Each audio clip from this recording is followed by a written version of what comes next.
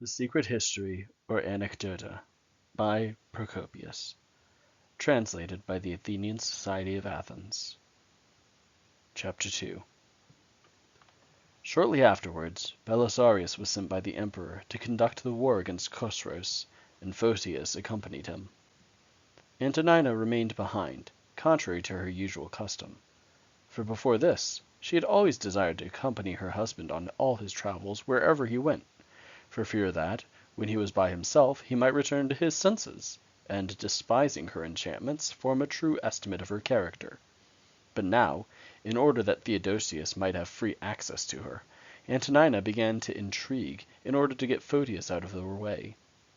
She introduced some of Belisarius's suite to lose no opportunity of provoking and insulting him, while she herself wrote letters almost every day, in which she continually slandered her son, and set every one against him. Driven to bay, the young man was forced to accuse his mother, and when a witness arrived from Byzantium, who told him of Theodosius's secret commerce with Antonina, Photius led him straightway into the presence of Belisarius, and ordered him to reveal the whole story. When Belisarius learned this, he flew into a furious rage, fell at Photius's feet, and besought him to avenge him for the cruel wrongs which he had received at the hands of those who should have been the last to treat him in such a manner. "My dearest boy," he exclaimed, "you have never known your father, whoever he may have been, for he ended his life while you were still in your nurse's arms.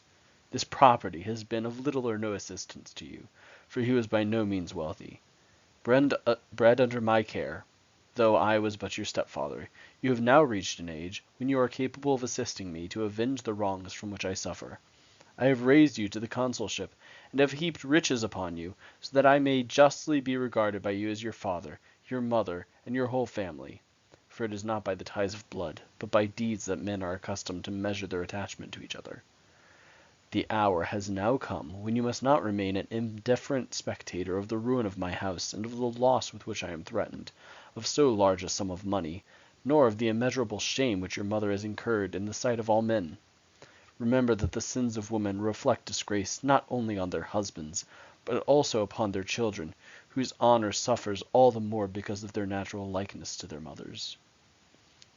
Be well assured that for my own part I love my wife with all my heart, and should it be granted to me to punish the dishonorer of my house, I will do her no hurt. But as long as Theodosius remains alive, I cannot condone her misconduct." On hearing these words, Photius replied that he would do all that he could to aid his stepfather, but, at the same time, he feared that he himself might come to some harm by doing so, for he was unable to feel any confidence in Belisarius, because of his weakness of character, especially where his wife was concerned.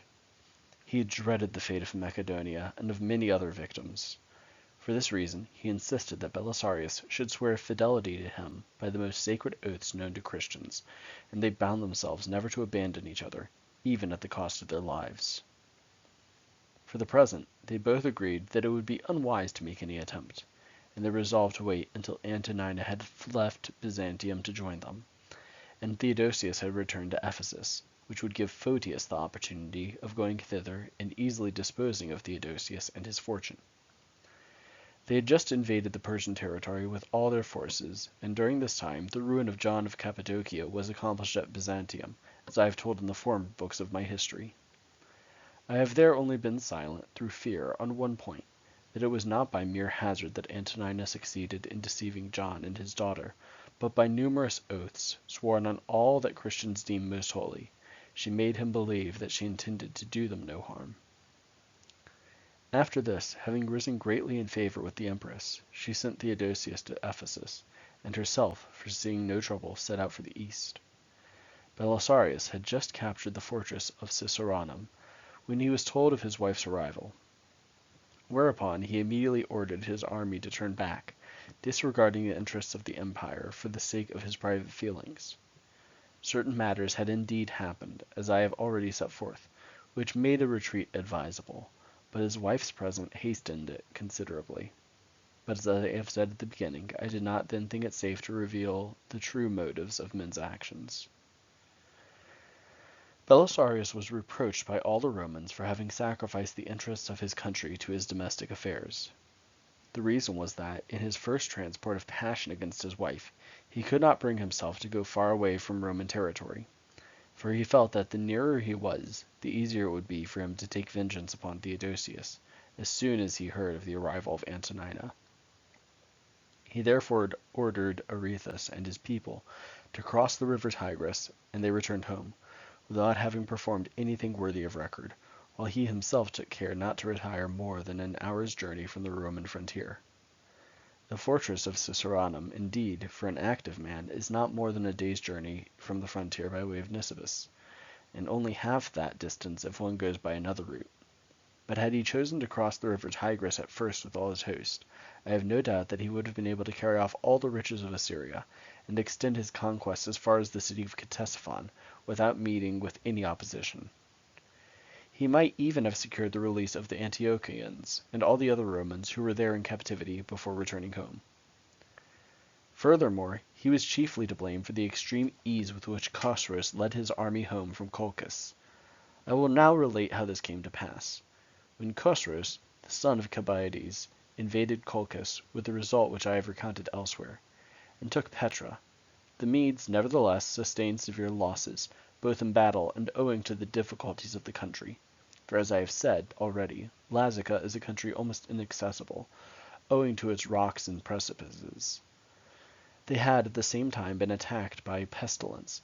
which carried off the greater part of the troops, and many died from want of food and necessaries. It was at this crisis of affairs that certain men from Persia came into that country, bringing the news that Belisarius had beaten Nabates in a battle near the city of Nisibis, and was pressing forward; that he had taken the fortress of Ciceranum, and had made prisoners of Blascames and 800 Persian lancers; that another corps of Romans under Aretas, the chief of the Saracens, had been detached to cross the Tigris, and ravage the land to the east of that river, which up to that time had remained free from invasion. It also happened that the army of Huns, whom Chosroes had sent into Roman Armenia, in order, by this diversion, to prevent the Romans from hindering his expedition against the Lazi, had fallen in with and been defeated by Valerian, at the head of a Roman army, and almost annihilated. When this news was brought to the Persians, having been reduced to desperate straits by their ill success at Lazica, they feared that, if an army should cut them off in their critical position, they might all die of hunger amidst the crags and precipices of that inaccessible country. They feared, too, for their children, their wives, and their country, and all the flower of Chosroes' army railed bitterly at him for having broken his plighted word, and violated the common law of nations, by invading a Roman state in a most unwarrantable manner, in time of peace, and for having insulted an ancient and most powerful state which he would not be able to conquer in war. The soldiers were on the point of breaking out into revolt, had not Chosroes, alarmed at the state of affairs, discovered a remedy for it. He read to them a letter which the Empress had just written to Zeberganes, in the following terms: "You must know, O Zeberganes, since you were ambassador at our court not long ago, that we are well disposed towards you, and that we do not doubt that you have our interests at heart. You will easily realize the good opinion which I have formed of you, if you will persuade King Chosroes to maintain peaceful relations with our empire. I promise you in that case the fullest recompense on the part of my husband, who never does anything without my advice." When Chosroes had read this, he reproachfully asked the spokesmen of the Persians whether they thought that that was an empire which was managed by women, and thus managed to quell their impetuosity. But nevertheless he retired from his position in alarm, expecting that his retreat would be cut off by Belisarius and his forces, but, as he found himself unopposed on his march, he gladly made his way home.